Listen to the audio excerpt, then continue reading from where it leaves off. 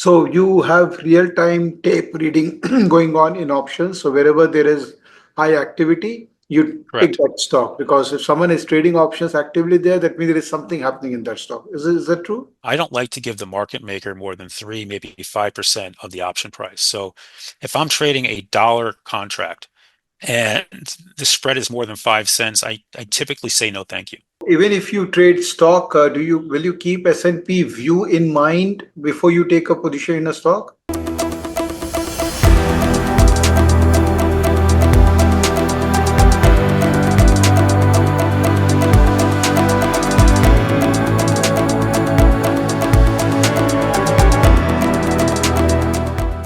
Hello, welcome back, my friends, to another Face to Face Global. And I have a friend, Michael, here talk about momentum trading, options trading, cash market, futures, everything what he practices to excel in market as a trader. Before we start, I just came to know that Michael is 55-year old and I got shock of my life. I mean, how can someone who look like this be 55? So before I start the trading journey, which I mean, I've not discussed this with you in the previous video, but Michael, you need to tell me the secret of remaining young the way you have maintained. Oh man, I think I'll start off my parents, good genes from my parents. Actually, my grandmother died at 100 years old, and she lived on her own all the way to the end. So, family's long lived. I just take care of myself. I talk about, everybody always makes fun of, they love my food pics when I put on Twitter, but most of the time I'm eating healthy. I work out 5 days a week. I walk 2+ miles a day and plus other hikes and stuff. So I stay active and I actually overall eat extremely healthy. And I think that's the most important thing is you got to just take care of yourself. If you have a really couple bad days meals here, well, you just make up for it by eating well over the next couple of days and kind of balances out. That's amazing. Thank you so much for this. Thank you. Loads of inspiration you are giving to us. Health obviously is the first point which I'll take from you, and now we talk about the wealth inspiration. So your trading journey, your setup, how do you trade? Please share everything with us. We really want to learn from you, and obviously we want to implement things in India. Indian market is slightly different, but you have been very kind enough to take some Indian stock examples also to tell us what you can do in these stocks. So, Michael, please take us through that journey of trading which you do. Sure. Going to be sharing my screen. Yes, sir. All Yeah. right. So, the first thing I like to do is I like to look for momentum out there. And this is a chart of the S&P 500 as of this morning. The market's not open yet here in the United States. So it's as of the close yesterday. Mhm. And, we're just off the all-time high. And the one thing I'd like to point out to everybody is we're in a long-term bull market, and bull markets tend to last 3 to 5 years. We're going into year three here of this bull market. So typically we should have another year or two left in it, maybe longer, maybe not, but the idea. And what I'm doing is I'm looking for momentum, and we had it. So you see here, we have this gap in the chart. You have a hole in the chart. This was because there's a close, and here was the open. This was the election trade when Trump was uh, elected president again here in the United States. Mm. And you could see this is a trade you want to make sure you stay with and get in. You have momentum, momentum, momentum, momentum all the way up for a week. Mm. And then slowly it started to change up here. And what happened up here is we started to lose a little momentum. And I like to use the moving averages as a great guide of momentum. I also find them to be support and resistance. And a lot of people don't recognize that. And, I like the 8-day moving average. That's my gold line. You can see it right here. So as long as we're above the 8-day, we have a lot of momentum in the market or in that name. And I use this on my intraday charts as well. So if you take down to a 5 minute or a 1 minute chart, you'll see I have the same exact setup there. I can see if I can, So here it you'll is. You have can the see same here. 8-day moving average, even if it's a 5-minute chart. Yep. Right. This is a 5 minute chart of the SPY. And, this blue line right here is my 8-day moving average. And it's Okay. right there. And, you can see, so I'm looking at this here, so for me on an intraday chart right now, the SPY does not have momentum to the upside. If anything, it has momentum to the downside right now. So these all work across all time frames. And whether you like the 8 or the 9 or 10, that's a personal preference. You do what works and what you trust. And that, there's a lot of people that come into me in trading say, well, I just want to duplicate and do exactly what you do. I'm like, I'm good with that and I will help you do that. But you have to do what you trust, right? What I've learned to trust, I've learned over a lot of years of doing this, you have to come and trust this. So for me, the 21 day, the black line, when you're above that, you still want to be to the long side. When you lose the 8 and the 21 day, that's when so a difference is between investing and trading. Whether you're day trading or swing trading, when you lose to 21 day, you want to be out of all short-term risk. So, translation is if you're in any options that are short-term dated or any stock that you don't want to be holding on to for a while, the market's saying, I'm not sure where I'm going here. You should be out of those positions. Even if it turns out we come right back up the next day, you have to practice discipline, right? Because the times you're wrong, you get caught in one of those big pullbacks, and the next thing you know, you're making very emotional decisions, which are not a good idea. So what I look at here is when I see this is that the market is here holding in, and I know tonight's a huge night. I know you guys trade Nvidia in India as well, and tonight is Nvidia night. After hours, they report earnings, and we all know they're going to beat. There's no question in my mind they're not going to beat on EPS and revenue again because they're just a monster, and we know they're going to guide up because their Blackwell chip is just starting to ship, and that's their new AI chip. The real question is how much, and if they guide up huge again, that's going to lift the markets and say the AI trade is alive and well. If their guidance is not enough, well, we'll see. So the other thing to notice about right now is the United States market here, the U.S. stock market, is in a little bit of a quandary, and it's got a gap above us and a gap down below that hasn't been filled. And that means, yes, these last three candles are sitting on a little island, right? You Hmm. actually trapped. If you notice quickly here, there's a little gap up and a gap down. That means these six candles, anybody that was long, they were trapped up here, right? They Hmm. created what we call an island top. Hmm. And now we've come down, and this, by the way, was an island bottom. So everybody's short here. We gapped down till we gapped up. So the market's trading tough. So right now, you have to have a lot of conviction to be sitting in options for swing trades or anything like that because the market's saying it's not sure which way it wants to go. Okay. Maybe it wants to come down here and fill this gap. Maybe it wants to go up.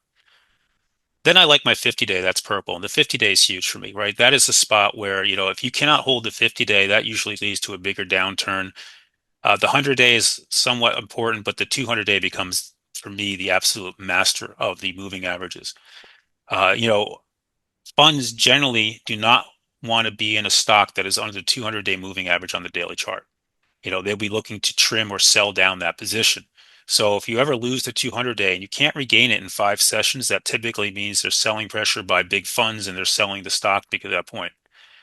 But the other thing to realize is the 200 days also a place where a lot of funds are going to step in, Yeah. specifically if you've had a big run and they've missed it, right? And Yeah. I think the biggest problem this market has right now is for the last year, this whole year, there's so much FOMO. People have been looking for entrances, and here's we're going to get a sell-off. We get one back here in May, and then we go up. We had the yen unwind train back here in August, and that came roaring right back so fast it caught everybody off guard. Hmm. And the market doesn't get good entrances, so right now you kind of have to just look. So overall, the markets look great. I think we're in a bull run. I think we take out my personal belief, and not advice. This personal belief is we take out the all-time high at the end before the end of the year, and we keep pushing higher, probably towards the 620 level on the S&P 500. So do you trade So S&P as well? I will trade. I will trade anything as long as it has a couple of things. One, it cannot be. It has to have liquidity, meaning it has to have at least 2+ million shares actively traded per day, if not more. Okay. And that's important. And I'm generally these days stick to bigger, more liquid names. So, I used to trade a lot of smaller names, these small little names that would come up out of nowhere, but they're dangerous. Like think back to the meme days with AMC and GME. These names are extremely dangerous because there's no real big funds backing those names. So when the music stops, so to speak, you don't want to get caught holding that because if it starts coming down, you may not be able to get out. Liquidity suddenly vanishes when there's nobody left to buy. Um, but I will trade anything here. But the S&P 500 and the Nasdaq are always great places to start looking because it tells you the health of the overall market, and that's something that's extremely important. Okay. So So even if you trade stock, will you keep S&P view in mind before you take a position in a stock? every day. So Okay. when you're looking at my primary trading screen here, um, this is a 5 minute chart of the Qs. This is a 5 minute chart of the S&P 500. Here's a zoomed in daily chart of the S&P 500 so I can see where we're at right here. And then up here, I just pick whatever name I'm looking to go, and I pull it up quickly with a 5 minute chart and a daily chart right next to it. So I have that already right there in my face as I change that all around.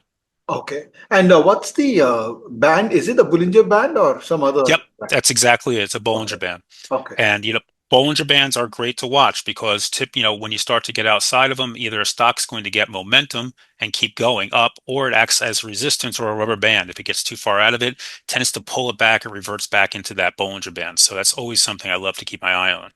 Okay. So moving averages and Bollinger Band is part of your setup. Any other Correct? indicator you use?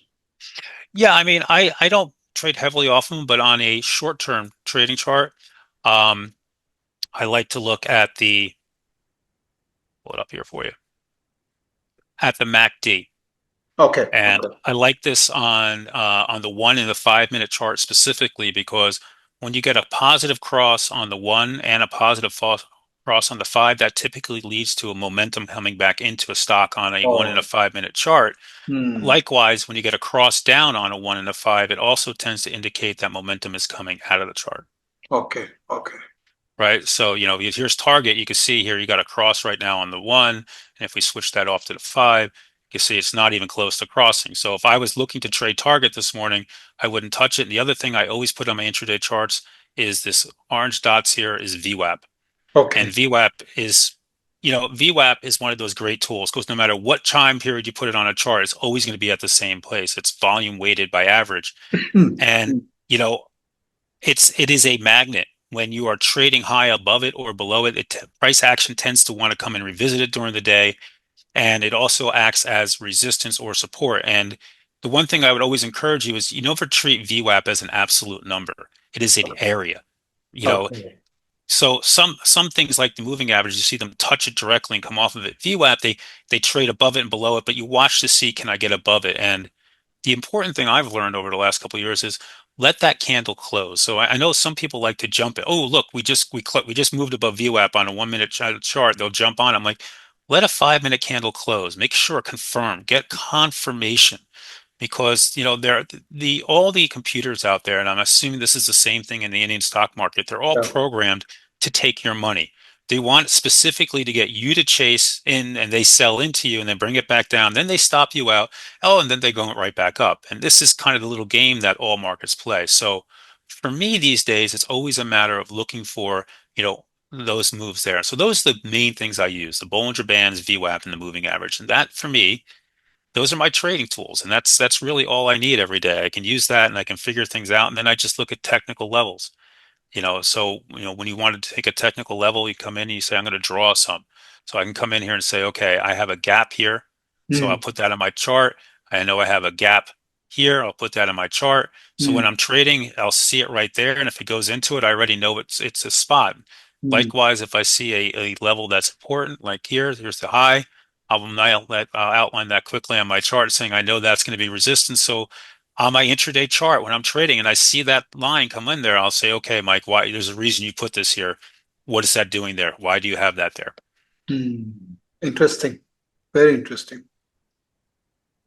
So this is all kinds of fun stuff. So, for me, so when you do take that, then you start looking for a trade. So let's take Tesla real quick.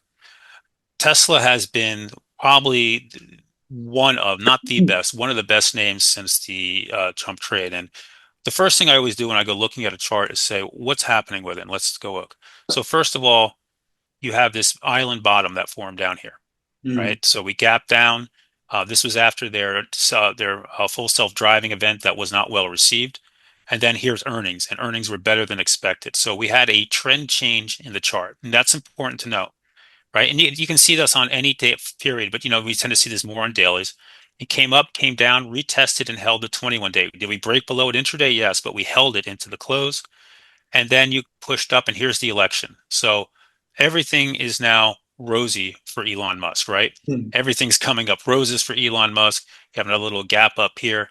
So what I'm looking to trade is I really am looking to trade Tesla long on every day. I traded it long yesterday. I think I shorted it this day right here for a move down to the 8 day. I did actually. This you do ask if I short. I grabbed some puts on it and took it down to the 8 day on that maneuver. But overall, I think it's going to go higher. So if that's my thesis, then you have to say, what is your big level it needs to clear? And for me, I would come up here and say 350. Hmm. And that 350 number comes in because that was the closing mark on the last day of that big move. Hmm. And you can see we've come up into the area we haven't been to break it. So once we take that out, then the next move is that 358. And then what you have to do is, and this is where so many people mistakes, is you have to open up your charts and always look to the left. We obviously don't know what's going to happen in the future, but you have to look to the left. And when you look to the left, you realize as you start to take out 360 here, right? You come up into this area around 380. This looks like a big level here, right around 384.50, 385. And here's your all-time high up here at 413. And to me, 414.50. And I'm on record as saying I think as long as this market doesn't sell off, we're going to take that out. And the other thing you can see on a weekly chart is you can say, okay, look at this trend change. I mean, real quick, you can see this downtrend on the weekly chart was Hmm. broken out here, and this is the start of a new trend and a new trend back up. All right, so if we take that and you say, okay, well, how are we going to trade this? We come to Tesla and we come in and we open up our chart and we'll make it nice and big and say, okay. So I've come in already this morning and I've already outlined Tesla with some lines on here for my day trading. So this is my area. I like it down here for a buy area around the 335.80. If it was to drop down to here, this is an area I'd like to try it off of for a long if it came all the way down. Not that I wouldn't take a long before then, but if it came down there and it held. This is my point of control, 344.55 today. And the reason that's there, that's where the volume traded yesterday and after yesterday. So I always look and say, where did the volume trade? I come up with the average and that becomes my point of control for the day. So I'm watching that. You can see how we've been dancing on this level all pre-market, right? We pushed above it just now. My sell trigger is 346. Nice big 5-minute candle here. We're pushing up. So for me, I like this now because they're trying to trade above yesterday's high. So for me today, looking at this, what I'm looking at right now, if we take out and hold above yesterday's high and we get above 350, I want to be long. And if I want to be long, I want options. I may trade it with stock, but I also want options. And the biggest mistake I see people make is on option trading, and this is pull up Tesla here, is they go with weekly options because they're cheaper. Okay. So weekly options are the kiss of death to most traders. Okay. And the reason is that they're decaying rapidly. Remember, if you've never traded an option before, you really should take some courses on it. But every option that is out of the money is going to zero at expiration. So expiration on this Friday, all these options expire. That means you look at Tesla right now, the 350 calls for this week, the theta decay is currently $2.17 per day. And that's going to accelerate into Friday. So with 3 trading days left, this thing's trading at $7.50. It's working quickly. That means you have to get a move that overcomes this theta decay, right? So, and that means if you're wrong, the trade goes against you, it's harder for it to make up. So what I always tell people is time is your friend.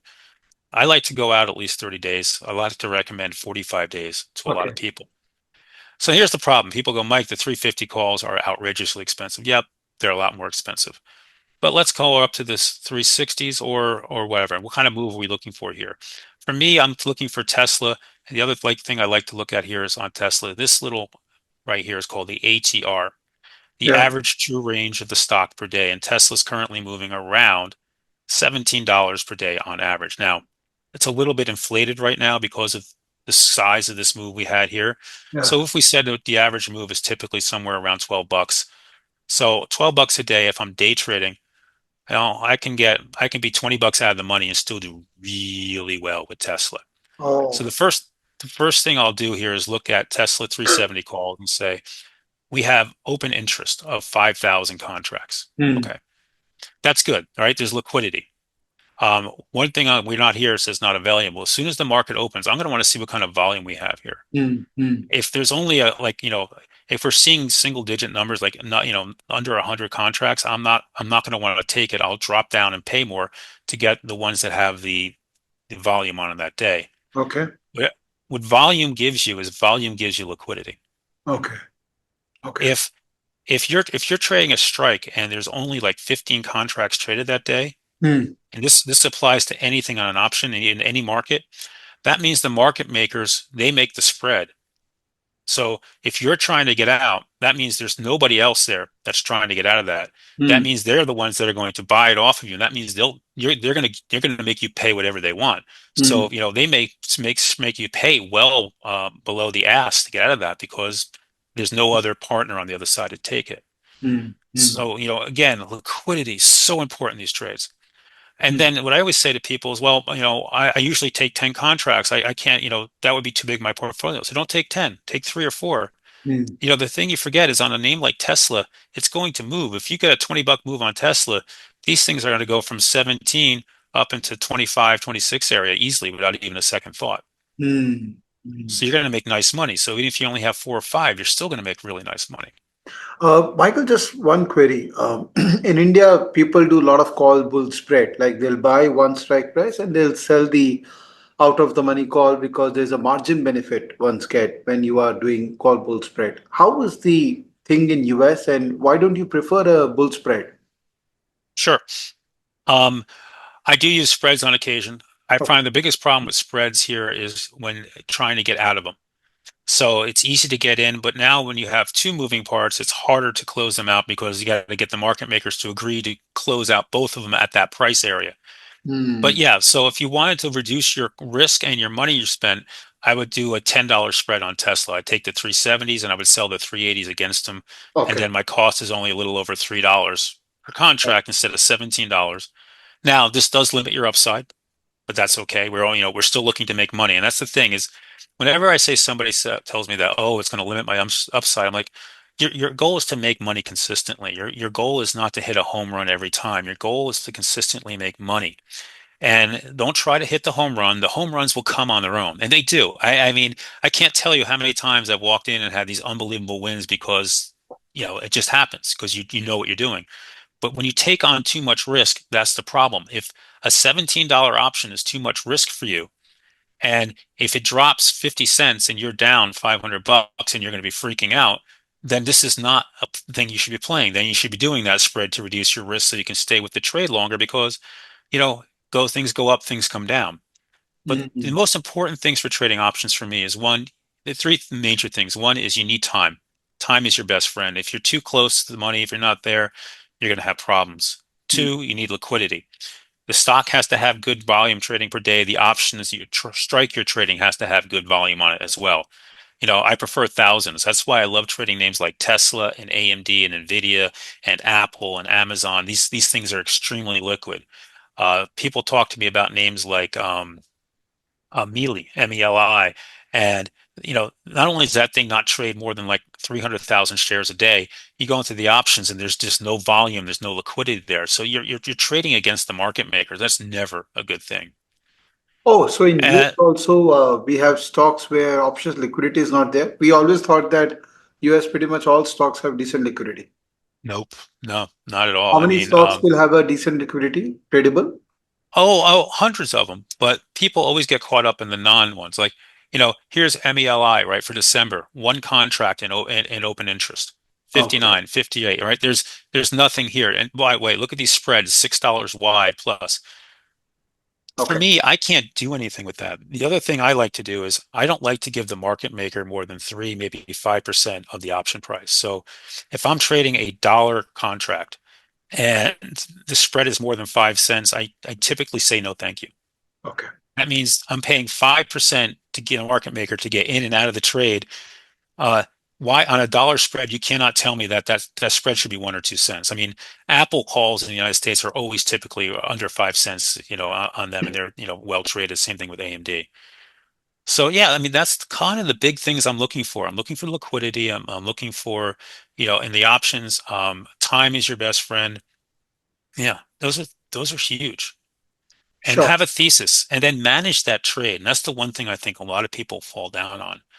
So a very easy thing is once you put in a trade for an option, if you're not going to be sitting in front of your computer managing it, put a stop in at 50%. So that means at the end of the day, no matter what, and make it good to cancel, not for the day, you lose 50% maximum, right? Mm. You still, you keep yourself afloat. You have to have a stop. And as you start making money, bring that stop up. And if the stock changes character, get out, right? If you're wrong, get out. Um, I am not a huge fan of adding to losing positions. So a lot of people like to double average down. Hmm. Now, I Hmm. will average down when I start buying on a nibble. So if I usually want 10 contracts or 1,000 shares of a company that I'm buying, and I only buy two contracts for 200 shares because I'm a little unsure at that moment, I Hmm. don't have a problem buying down lower as long as my thesis remains intact. Right? Nothing's changed. Hmm. But Hmm. what I don't like is that when people, the trade goes against them, they're losing money and they average down to get back out. And usually the trade's going against them. They're not realizing that the trade is still going against them. And all they're doing is throwing good money after bad, Hmm. right? So, take your loss, get out of the way. Yeah, How do you identify a conclusion of a momentum in any stock so that you can just exit the trade at whatever price it is available? sure. So that's a great question. This is MSTR. That's a daily chart. All right. MicroStrategy. If you guys don't know that one over in India, MicroStrategy is Sailor owns that company. They are a cloud company. They lose money hand over fist on their actual business, but they've been inviting Bitcoin for years, hand over fist, and he just raised $2.4 billion more capital and bought more Bitcoin with it this last week. So it's actually become kind of like a unofficial Bitcoin ETF. Oh, wow. All right, because all they do is buy and hold Bitcoin. So on a 5 minute chart yesterday, we were trading live and put this nice and clear. And Huh. so first of all, you have to look at this stock from yesterday. From 380, it went all the way up to 450. That's a $70 move. It's an Wow. incredible move. Only Uh, yesterday. yes, yesterday, My God. just yesterday. So first off, you have to add, again, momentum. So you watch it here, you're looking to buy dips, but right here, you see when we broke right here this high, and you Yeah. get this euphoric move. And this is what I always tell people is to watch out for. Never chase a euphoric move. If you don't get in down here, you see these last two candles and the volume starts pouring into this is a euphoric move. This is like everybody chaser finally just threw their hands up and said, that's it. I'm buying it. I can't stand not being in this thing anymore. And they're just waiting for it. And as soon as you get up here, all the big money's going, yep. And look, foop, here's your big sell off right on that as coming in. It's like clockwork, right? Completely undid that last move, that half-hour move. So you're looking for action like that. For me, lost the 8 day, lost the 21 day. The MACDs crossed down quickly on the 1 and the 5, right? So, these are the type of things you're looking for. They're showing you that momentum's come out and you'll see it. You'll see that a lot. Like this is not a topping candle. Like if you look at Amazon, this was a topping candle right here on this day, at this Hmm. day. You had this big move up. You opened up and you quickly pushed to 215. And then, this is a reversal candle, right? We Yeah. took back the previous day's high. We closed on the lows. We call this a hammer reversal candle. This is a Yeah. sign of momentum change. Yeah. So, I was a seller on this day. I was selling into this at that day. Now I'm looking to buy back in as long as it continues to hold 200. And the only reason I didn't buy back yesterday Hmm. is I'm waiting to see what Nvidia says tonight because if Nvidia is not good, I have a feeling this market might come down a little bit and then maybe I can get it down at 192. Hmm. If not, I'll buy it higher. So that's a great way to tell when momentum's changed. The other thing is when you see these big extended moves. But the other thing to realize is momentum can carry on for a while. Um, it's a good name lately. Reddit was a great example. Now that Reddit's a smaller name here in the United States. This one IPO'd less than a year ago. Okay, going sideways, and this earnings report changed everything. And this here was your previous all-time high, and on that earnings day, we put in a new all-time high all the way up here to 118. And understanding that on a report like that, and it's so important to go if you're trading a name and you want to own it to read the reports, listen to the transcripts of the conference calls, understand what they're saying on that. If you can't, there are sites out there. I use one called Earnings Hub. They have an AI summary of the conference call. They listen to the conference call, they go in, they put a summary notes in it for you, things like that. But understand that what they were saying that their costs are all baked in now. Basically, they were saying that they can now continue to roll out more and more services without increasing their costs because it's all baked into their product at this point and it's easy to roll out. And that's why you have this huge move. And for me, when you have a move like this, as long as you hold the earnings gap, which we did, you want to try to stay in it until Hmm. that point. Hmm. And then again, now that's come up here until it loses that 8 day, you want to try to stay long versus it because this is a name that probably wants to go higher because it's completely switched characters, a complete change in momentum. I have two questions for you. Number one is, how did you identify this stock? Do you look at all the earning calls, or do you have scanners which helps you to identify the stock ideas? Number one. Number two, now that this stock has gone up already so much, will you still enter? And if you enter, typically what will be your position sizing? So first off, I don't use any scanners. I do use an option scanner, but I don't use scanners for stocks. I've been doing this for a while, and I typically know most names and remember them. And every weekend I go through about 500 or 600 charts quickly, and I look to see what I like, what I don't like, and I post them on Twitter. You guys see me on Twitter all the time posting on Sunday. I do about 2 hours of chart work, and I post the ones that are most interesting to me, either because they look great from the long side, or maybe there's some problems brewing there, or there was earnings or news that I want to talk about. And so that's how I help decide that. But I generally, again, I use options during the day. I use option flow. I monitor that all day long and we call that out. And we look for repeated constant attacks on a certain name. So like, Tesla yesterday had 8 call alerts that I called out to my so that's a good one. You can see on Monday it had 11 call alerts. So you can see up here, this is all information I'm giving real time live to my traders in my room. And, that's what's helping us focus on what we're trading on those specific days. On top Okay. of that, it comes down to, was there earnings that day? I always know what names have earnings. I pick out the ones I'm interested in. Was there news? Was there an analyst news on it today? There was something there. That's always what's kind of driving me, or news from the stock itself. So you have real-time tape reading going on in options. So wherever there is high activity, you pick Correct. that stock, because if someone is trading options actively there, that means there is something happening in that stock. Is that true? Correct. Okay. Correct. Real-time options activity. The second question was, would I still trade this? Absolutely. I haven't traded options on Reddit yet. They tend to be wide, but for me now, if I wanted to trade it, I would either probably try it on a break of 139.04, which is the all-time high. And I'd Okay. probably just grab some shares and take it for a ride. So, right now you're in a consolidation period, right? We're going sideways here. There's nothing wrong. There's nothing bad about this. This is typical, right? You have a huge move up.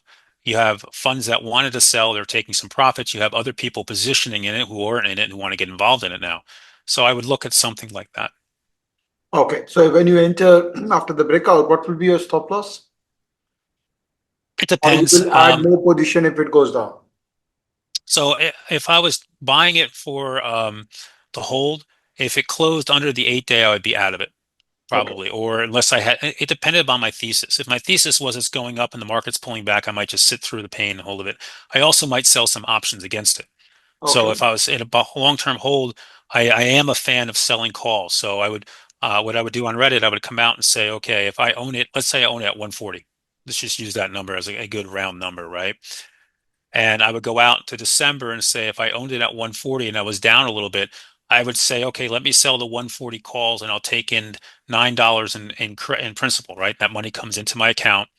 And my risk is that if Reddit closes in December above 140, I keep that $9 and the stock gets called away at 140. So I still make $9 per $9 per share. I could also buy those calls back at a cheaper prices, which I typically do. And if for some reason it really goes against me, what I'll usually do is I'll go roll them out in time and out in strike. So I would take those December calls and I would roll it out and say maybe I'll go to the 160s in January. In January, now I'm taking in more money and I'm buying myself more time at that point for the trade to work for me. So I always have options on what I can do. Fair enough. I just have one, confusion. Um, the momentum, when you are okay to buy at a lower levels, um, how do you get a confirmation that I will not buy more and I'll sell? I'm still not clear about that concept. That is it. If the stock goes below 50-day moving average, you'll sell everything? No, so if you've never again you've never seen me trade. I am very, very active in anything during the day. So Okay. I'm watching the markets. I know exactly what's going on. I know what I want to be in or I don't want to be in. And I'm trying to pull up there. That'll work. Okay. So for me, during the day, if Hmm. I'm trading live, the first thing I'm going to look at is I'm going to take this off. make this easier. Okay. So Tesla yesterday, when I got long calls yesterday, I was watching this flag in here. Mm, Okay, we'd come up the top of the Bollinger Band right here, resistance, resistance, and it's not opening up. As soon as it starts to open up, that's when I wanted to get into that trade. mm, So I got into Tesla right on the breakout. Oh, actually, I got into Tesla on this breakout. It was a false breakout. It came down. There was option flow coming in all over Tesla, so I stuck with the trade. Although typically on a day trade on options, I would have blown out probably if it had come back down a little bit there. I would have blown out of it. We came up. I started to trim up into these levels, and then I sold my last of my calls somewhere up around the highs up here around 346 because it had momentum at that point. It's coming up. It's riding the 5 EMA on the 1 minute chart. It's riding the 8 EMA above it here. It's above all my moving averages. The other thing you see what's going on, it's riding the Bollinger Band higher. The Bollinger Band's going up. It's going up. The MACD is positive on it here. You have this big move up on the MACD. This is all indication to stay with the trade. This is when the trade changes, right? Come down. We come down a little bit. We start fleeting with the 8 EMA, and we're losing momentum on the 5. The MACD's crossing down. And if you come back on the 1, same day, same chart, look what's already happened. Right in here, that would have been my signal to get out. So you We are just saying lost. that for exit, you're going to see a lower duration chart? Yeah, Okay. yep. I'm getting out here. If a day trade, again, not a long-term hold, on a day trade. Yeah. Okay. I've made nice money. I don't need to be greedy. I can always get back in. And that's something I remind everybody. You can always get back in. Right? Then Tesla comes down and it goes into this long sideways consolidation period. Right. And if you look at what happened for the rest of the day, that was basically it. That was the move. The move was over. So, I love that. I traded that yesterday. That was a great trade. There was nothing else to be had there yesterday. It was trade over. And Mm, could you have made money on these little moves back and forth? And here, of course you can. But mm, why the big move was here? And all's what I'm doing every day is I need my piece of the pie, right? I don't need to take the whole entire cake and eat the whole thing. I just want my piece of it. And that's all I'm doing. When I find that momentum, I want a piece of that trade. I want to mm. make my money for the day and go out and find something else. But I mean, seldom you will be able to exit at the top, right? You will have to leave something on the table when the I price corrects and you exit at the lower level, right? I always laugh when I actually get out on top because it Yeah. happens every once in a while, and it is by far pure accident. Okay. And I do mean that. Yeah. It is an accidental thing. You look at your levels and you take it and you play your odds, and you don't worry if it keeps going up. You can watch for a dip and get back in on it. So when a name is strong, what I look for, let's see if Apple didn't really give it yesterday. Here, go back this day on Apple. Here's this nice momentum move up, came down, consolidated, held the 8 EMA. That was an entrance right there. If you really liked Apple, you could have tried it there. Although for me, the MACD on the ones crossed down, I'm not getting into it. But here, when it pushed back up, I would have probably tried to maybe getting into it as we broke to the high of the day with the Mm, MACD crossing back positive on it. But it's hard. You got to look for these places to get back into these names. Um, what was a big one the other day? How about Nvidia yesterday? Yeah, Nvidia, this is even better. So, a lot of people say, how do you get in? So here's your initial move. We came down, held VWAP, came up. Your MACD is positive this whole time. So that means I want to be in it. If I'm trading it, I wasn't trading Nvidia yesterday, just to be 100% clear. And now it comes up and it puts the high in again. Here's our come down. But here's what happens. You have a downtrend right here. So this is something else I'll do. On my intraday chart, I'll go in here. I'll put in this little downtrend line right here. Now I know if I break above that, hey, look, I got a MACD crossing positive at the same time as I'm getting that downtrend break on it. Now I can get in here. Now I know it has to take out the high. So I can get in here. I can trim into here, not all of it. Take some profits because now I already have money in my trade. And now if it goes, I'm just free money riding myself higher until it loses momentum again. mm. Got it. And it's Got it. basic. It's basic, stuff we all do. So Got it. Got it. Fair enough. Michael, maybe a few Indian examples will help us to understand your study better. I understood whatever it is. I think it's pretty self-explanatory, and you explained it quite well as well. But let's take a few Indian examples as well. sure. So, just be clear. I don't trade the Indian stock market. I had to Yeah. go do a lot of research to learn about this. Yeah, But I I do. want to thank you for this. Thank you so You're much. welcome. Really appreciate this. I do think there's some themes though that apply worldwide right now in the markets, and One is the AI trade, and I think the AI trade is going to be starting to enter a different phase. And so far, the focus has been heavily on the hardware piece, and that's been NVIDIA's been the only game in town because AMD's, whatever reason, well, I know why AMD's not doing well. It's their ecosystem, right? And that's if you hear any hardware company say we're going to come out, we're going to take on NVIDIA and their AI chips, it's not their chips that are better. Don't misunderstand me. Their chips are very, very good. It's their drivers, the software, the ecosystem that nobody else has. And if you're going to use AMD chips or another company's AI chips, you have to then rewrite all your AI code to that Mhm. ecosystem. So Mhm. it's just not happening.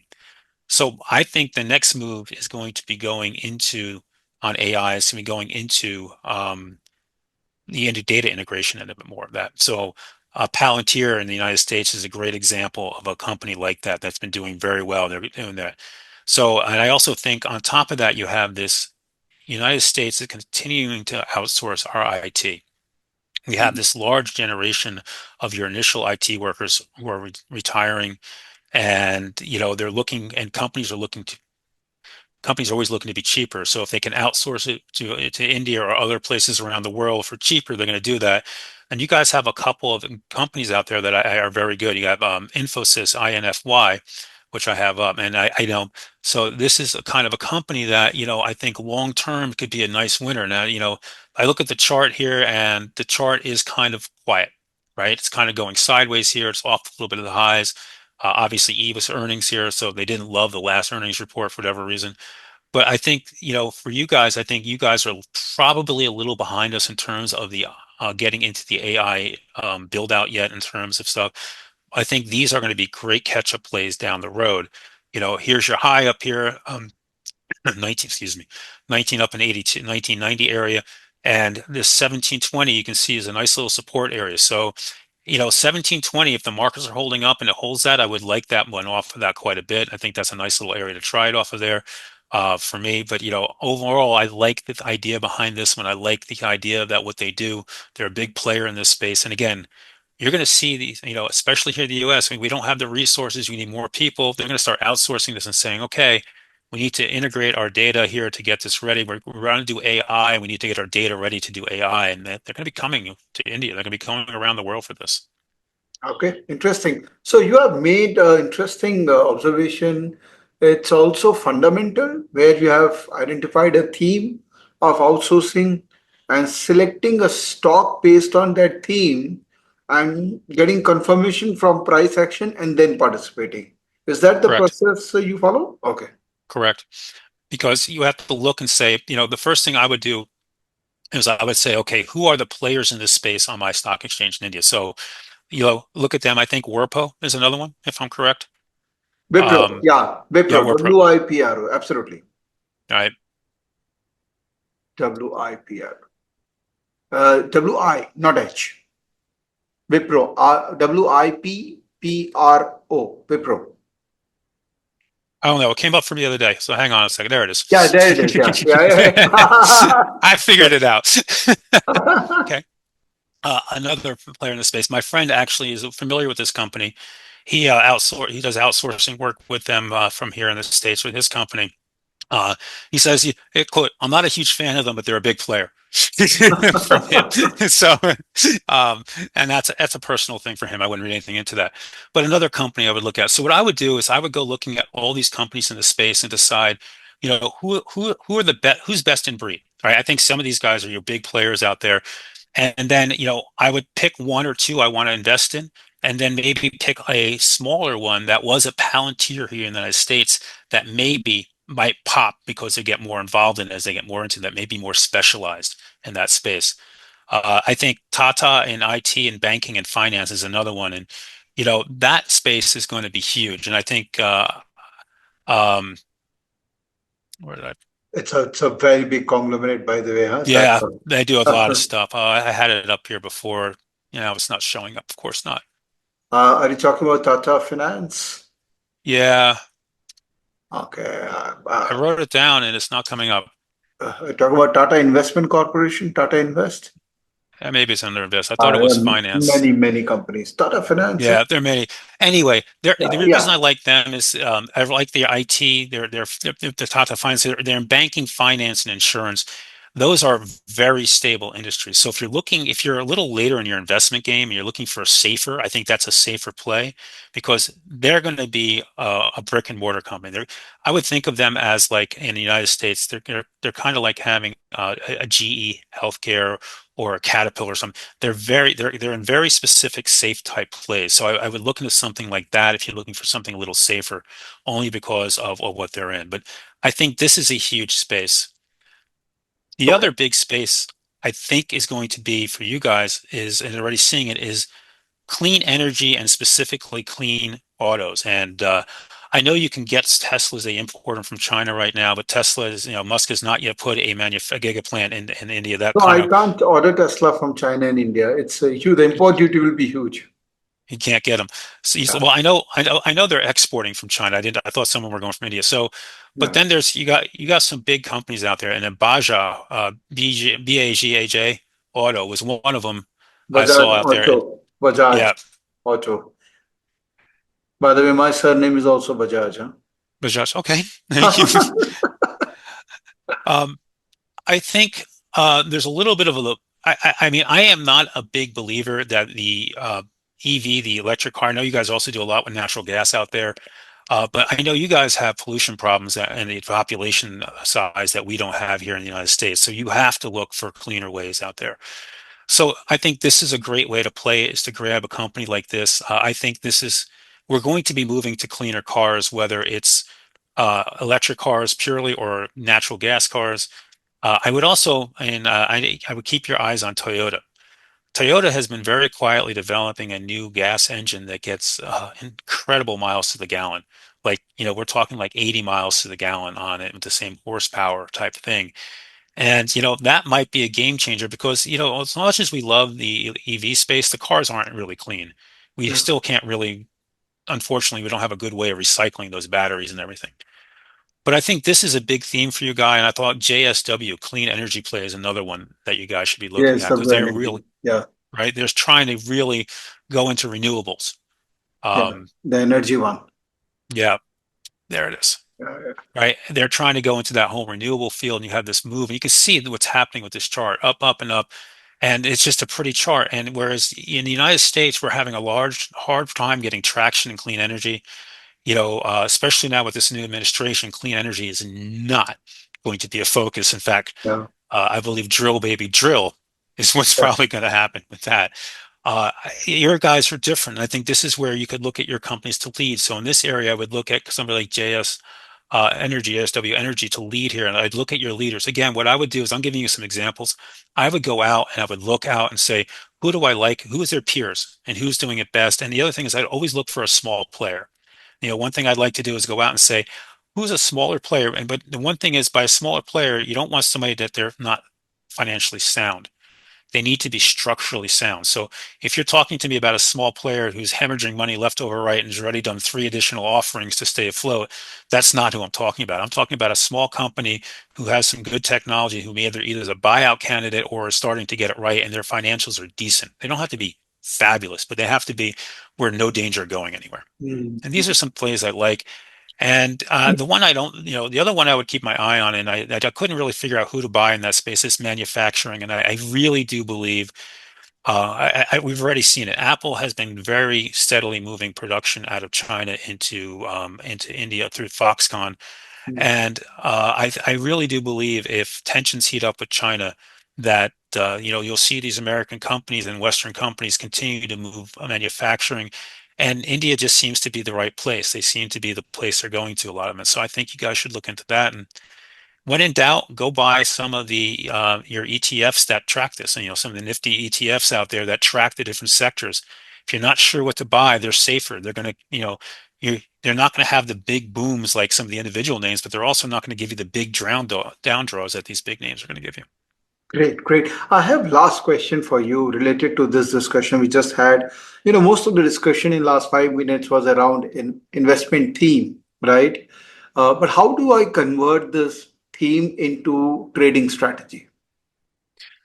So personally, when I'm investing, I don't generally like to invest in options. I like to buy stock. Okay. because if I own stock, if a stock goes down and it comes back, I'm back to break even. If an Okay. option goes down and the stock goes back to where it was, my option is not going to be break even. My Correct. option is going to be deep in the hole. So, plus when I have stock, I can then do other things around it. I can sell options and take in premium. I can buy puts on it for protection if I'm really worried about the market and I don't want to sell the stock, or I can just sell the stock, right? I can just get out of it. So I would be buying stock, and you have to look at your market and say where are we at in here. But if you have a strong company and it's in a good spot, and this is the digestion pattern, right? You have a little box here that you Okay. can see just kind of running around it. We're in a nice digestion pattern. I would either try start buying some at 640, or if you or wait for a breakout, or just start accumulating in here and saying, okay, I want to own it in here, and where are we going to go and see how far you're going to go. I mean, this is an all-time high, so look at the size of this move. This is talk to me about a company that's doing things right. You know, it's a little bit, is it choppier up here? A little bit, but it's okay. You do have a little pattern here that is a little worrying. If it was to lose 640, that would be a problem right now, and that could lead to some lower price action. So are you a breakout trader? You like breakouts or you wait for the price to come down before you enter? A little bit of both. I love breakouts. I am at my core, I'm a breakout. I've been trying to do things differently, but I love taking those breakout moves. But when I do get a sell off in the stock market, that's typically when I go in. So in themes of when we had that August sell off, I was buying AMD, I was buying Amazon, I was buying a whole bunch of different names into that and then selling them as we came back up. So when we had that August sell off because of the yen the yen trade, the carry trade that got blown up, I was buying heavily into U.S. stocks at that time and then sold it on the way up. So I do like that. So for me right now in the U.S. markets, I'm watching to see is, can we get this dip? I don't know that we will. So I'd rather not buy breakouts of the market at the all-time high. I'd rather buy a pullback on the market. And so I'm watching to see, can we get, that's what I do.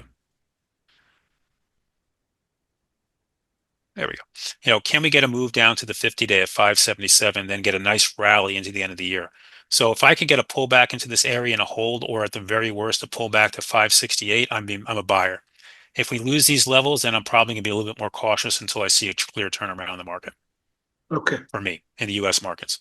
And then, yes, I'll be, after Nvidia tonight, if we push back up, I'm going to think I'm going to want to be long this market. Okay. Say if you are holding a position and market goes down, what do? You square up the position in totality and wait for market to recover a bit? Do you go 100% cash? So when I'm worried about the market, I will go to 100% cash. Okay. Okay. So um, we haven't had something like that in a while, but um, you know, back here, right? The big dump back 5 years ago, the COVID moved down. I went to 100% cash. Right? I was worried about that. I was talking about COVID as a problem all through the month of December. It was worrying me. I was, reading the reports coming out of China, and it just didn't sound good. And I know we've had a lot of different diseases and stuff come out of illnesses come out of China, but this one just sounded worrisome. The only mistake I made is I didn't get back involved fast enough because I didn't believe it was over, and I didn't believe the market was going to rally back like it did as quickly as it did. I spent a lot of this year, this bear market in cash. Okay, because the market, I would day trade, but my large account, I basically sat in cash for most of this move because you had this very well-defined downtrend. The market was weak. It wasn't finding all that much support. Notice it bounced off the 200-day on the weekly. When Yeah. I say these moving averages work across all different time frames, they work across all different time frames. Again, you pull back here, I'm buying, look at this move. So you can see now this move off those October lows from 2 years ago. We're starting to, we've had this huge move, big run in the markets. I always encourage you to look back. We had our 10% correction right here for the year. We've had a couple 3 to 5% pullbacks in the market. So for me, another 3% pullback or 5% here, and I'm a buyer of it to the end of the year. And then we'll see what we get next year. We're going to have a whole new government here in January in the United States. We're going to have a whole new change in how we deal with the rest of the world, and the rest of the world's going to have to adjust, and we have to adjust to that as well. Yeah. So a lot of variables now to take care of. Let's hope that everything will be fine.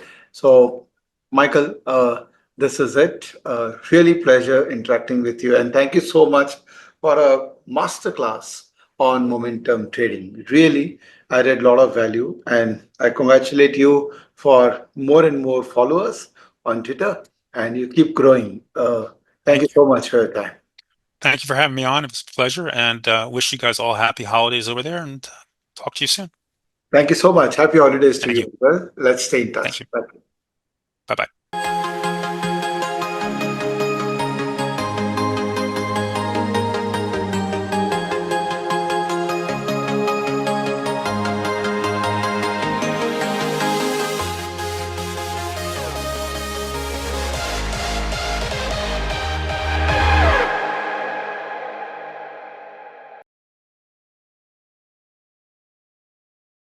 Investments in the securities market are subject to market risks.